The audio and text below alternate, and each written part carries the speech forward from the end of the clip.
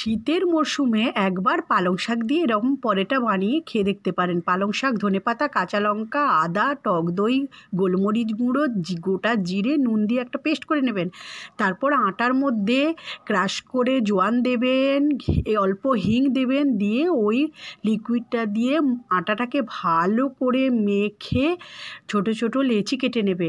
তারপর আটা দিয়ে ওই লেচিগুলো সুন্দর করে পরোটা শেপ করে সুন্দর করে বেলে নেবে। তারপর একটা কড়াইতে গ্যাসে তাওয়া বসিয়ে পরোটাগুলো দু পিঠ সুন্দর করে হালকা করে ভেজে নেবে। তারপর ওই পরোটার ওপর অল্প অল্প তেল দিয়ে সুন্দর করে ভেজে নেবেন।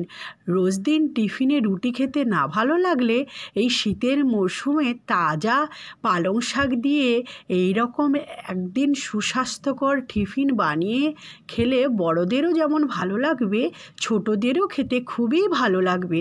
একবার বানিয়ে খেয়ে কমেন্ট করে জানাবেন কেমন লাগলো। আর ভালো লাগলে কমেন্ট, সাবস্ক্রাইব, লাইক করে পাশে থাকো।